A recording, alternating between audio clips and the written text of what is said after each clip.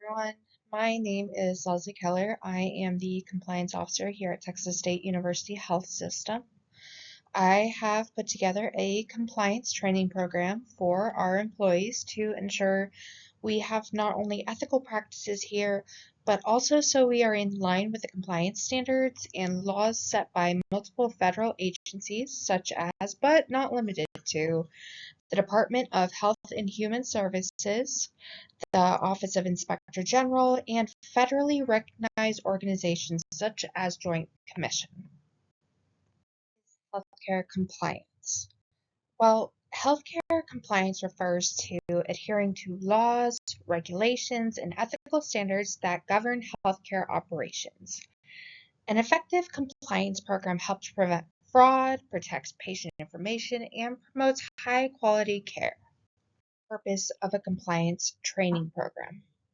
Well, the purpose of this training is to educate all organizational personnel on compliance with regulatory and ethical responsibilities. The aim is to reduce the risk of legal and regulatory violations, to promote ethical conduct, and to ensure staff understand how to identify and report compliance concerns. This training is important to avoid harm of patients and staff, criminal misconduct, and any potential consequences of either.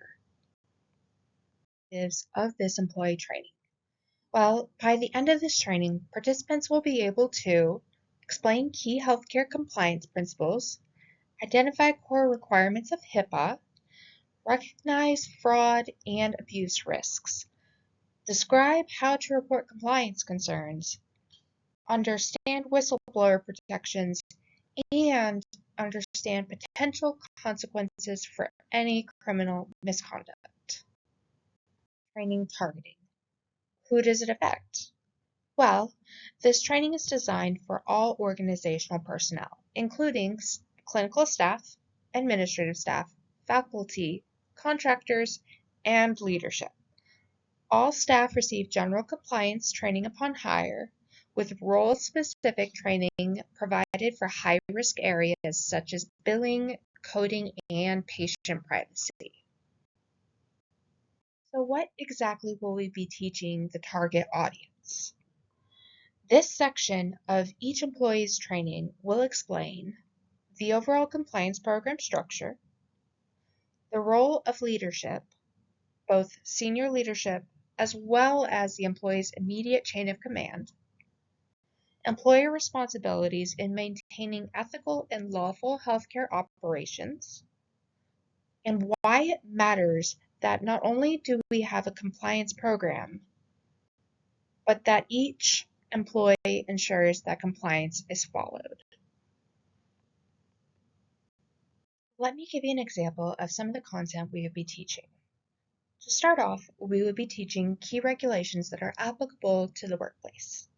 The first one is the Health Insurance Portability and Accountability Act, or HIPAA. Now, while everybody generally knows what HIPAA is, this would be a refresher to make sure that all employees, no matter what they do within our organization, know exactly what is within this, which this is a little bit of a sample of what we would be giving them. So it's a U.S. federal law that protects privacy and security of the patient's health information. It protects Protected Health Information, PEHI, which is any information that identifies a patient and relates to their health, care, and payment. Key requirements of this law include using or sharing PHI only for job-related purposes, following the minimum necessary standard, safeguarding PHI in all forms, electronic, paper, and verbal, reporting suspected privacy or security incidents immediately. Violations of this key regulation may include fines, disciplinary action, or termination. Key regulation that we will be teaching about is the False Claims Act. Now, this is something that not everybody would know a whole lot about, which is why we want to make sure that, again, everybody within this organization has a basic understanding of what is included in this law. Now, what is the False Claims Act? It's a U.S. federal law that prohibits submitting false or fraudulent claims for payment to the government, including Medicare and Medicaid. This law prohibits billing for services not provided, upcoding or unbundling services, submitting claims with false information, and retaining known overpayments.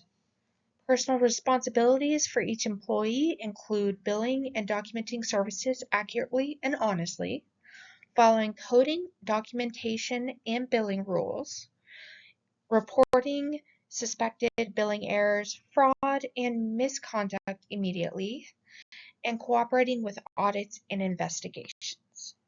Violations of this law may include significant fines, penalties, and criminal liability. The third regulation that we would train employees on is the anti-kickback statute.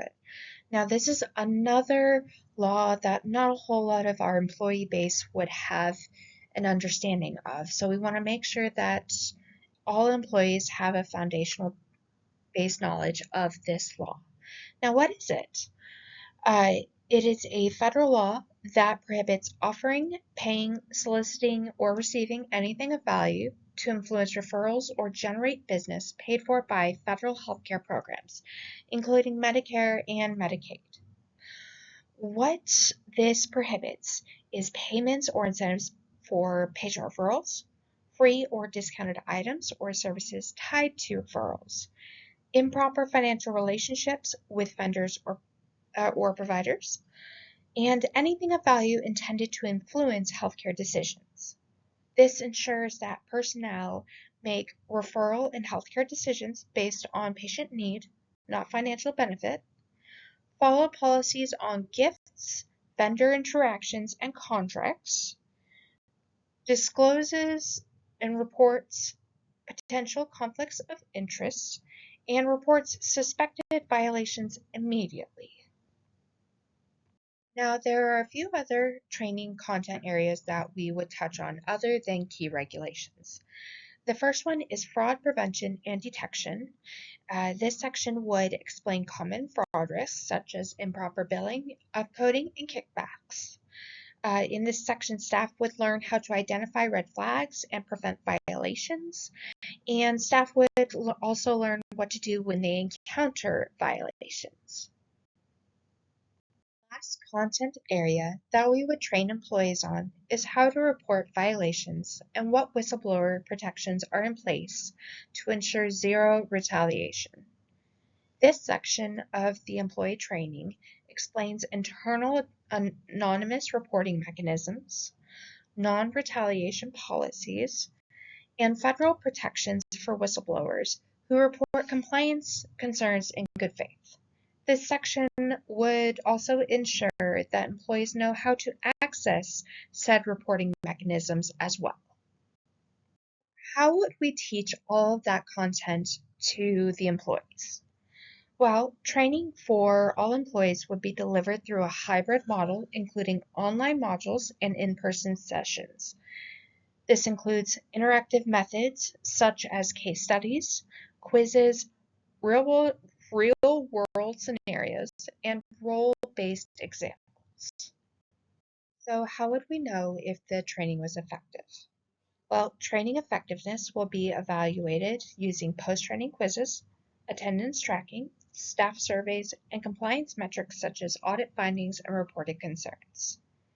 Now, post-training quizzes can be used to evaluate how well the employee understood the training module. Attendance tracking makes sure that employees are actually showing up so that they can learn the material. Staff surveys can give us feedback on different ways that they may learn better, whether that's using modules or if we need to lay off modules and we need to go with in-person sessions, and different strategies for getting the information across to them.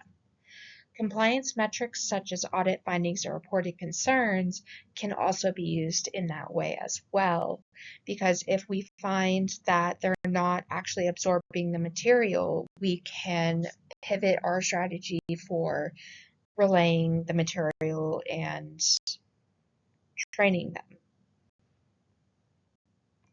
And these are my references. Thank you.